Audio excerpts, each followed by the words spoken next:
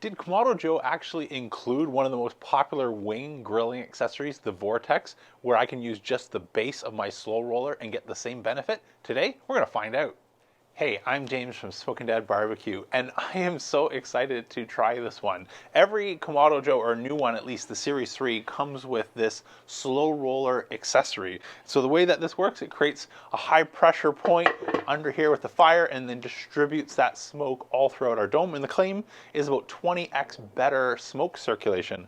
But if I remove the top portion, I'm left with the base that looks very similar to the popular Vortex chicken wing accessory. And so the idea here is you concentrate your heat into a bit of a heat tornado. It's going to come straight up and roll around the grid the other way and allow us to place our chicken wings around the outside. And so I think just playing with this setup, this is going to work great. So I want to use the Kamado Joe Classic Series 3 behind me. Let me bring you nice and close. We're going to add some charcoal, build some fire, and find out if we can turn our SloRoller into a Vortex chicken wing machine.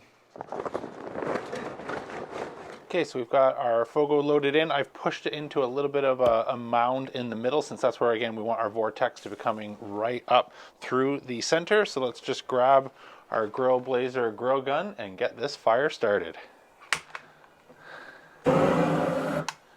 So that looks good. We've got some nice clean combustion, some white ashing of those coals. So let's close the dome. I'm gonna not install anything else for the time being and leave our top and bottom vents all the way open in their maximum airflow position. So for our wing rub, I'm going to use a version of something I've shared a lot of lately, which is our salt and pepper, but instead of salt being just our Diamond Crystal Kosher salt, we're going to do half Diamond Kosher Crystal Salt, half Lowry's. I've got a few extra additions here for our chicken wings. Let me bring you nice and close, show you how we're going to prepare our seasoning and get this rub on our wings. Okay, so we've got everything all laid out. So I'm going to start with 2 tablespoons of coarse black pepper. Then we'll go for 1 tablespoon of Diamond Crystal Kosher salt. The other tablespoon of salt we will get from our Lowry's. So that's now 50% salt, 50% pepper. A few extra things that I like to add for wings is a little bit of garlic and a little bit of cayenne. I suggest starting with half of a tablespoon of garlic and also half tablespoon of cayenne, but you can adjust to your family's heat preferences. Shake that up really well, and we've got our wing rub. So we've got about 5 pounds of wings here, so I'm just get some paper towel, dry them off, and hit them with our rub.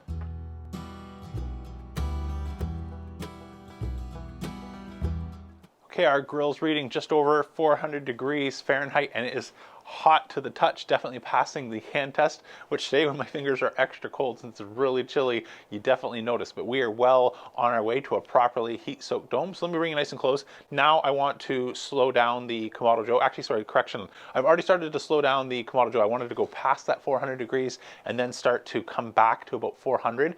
And now I want to install the base of the SloRoller. This is rated for a maximum temperature of 500 degrees. So I didn't want that in there while we were waiting for the dome to get heat soaked. So I let it come up to about 500, started to close the bottom draft door down to 1 finger, and then closed my top vent, started off at the 3rd line, and we'll find some adjustments here, but I want to land up around the 425 to 450 degree Fahrenheit range for these wings. So now that the grill has stabilized and it's back in the 400 degree range and not going to do any damage to our SloRoller, let me bring you nice and close, show you how I'm going to set up for today's Vortex wings using the SloRoller. So we are right at about 450 degrees Fahrenheit in the dome, and I am in the all the way open closed position. So that's our 4th line right here. We'll make some adjustments if need be.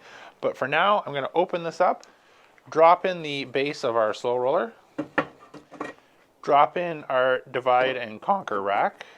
Now this is a little different than what I normally do, but the Vortex method calls for this. So I'm going to take a piece of hickory for smoking wood, bury this right into our fire here in the center. So that's going to combust and be coming right up the top with the smoke. So now let me just get our cooking grids. I'll wait for that to fully combust so we're getting clean smoke, and we'll throw our chicken wings around the outside. I'm going to drop our cooking grids on the lowest position. So it is just like that Vortex setup. And so we again here will do a bit of a ring around the rosy setup with the SloRoller. And again, we want to wait till that is nice and clean. No more of this white smoke, since I know I don't like the taste of that, nor does anyone in the family. So we'll give this a few minutes to clean up. Okay, the smoke has cleaned up on our Kamado Joe Series 3, and I know that I just took a quick peek, and I can see that piece of wood is cleanly combusted and burning an open flame now, so I think it's the perfect opportunity to get our wings oriented all around the base of a slow roller. Let's get nice and close. I'll show you how to do Vortex wings using the slow roller. So what we'll do is we'll just place our wings all the way on those cooking grids around the outside, avoiding the direct flames from that bit of wood that's combusted. Put the drums with the meat side towards the heat. Flats don't matter.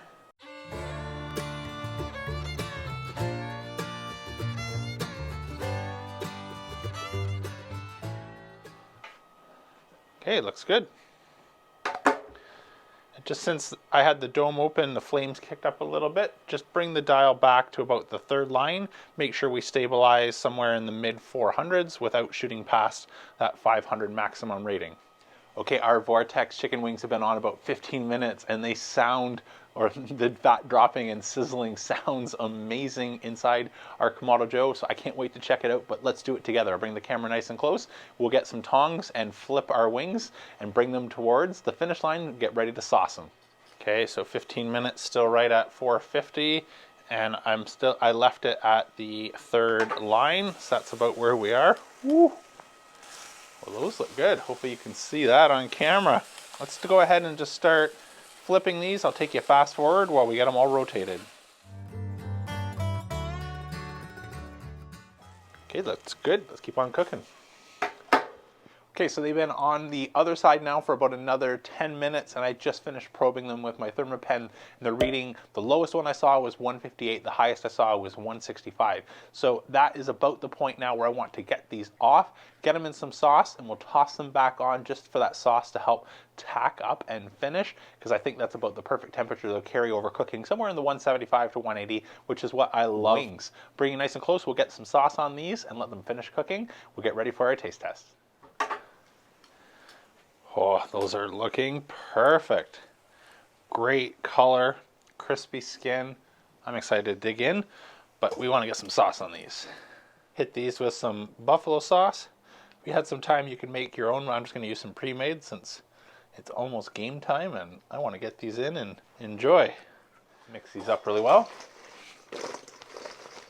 Just since it's so cold outside, I'm going to take these in, let them rest a few minutes, let that sauce tack up, and I'll grab a few for our taste test.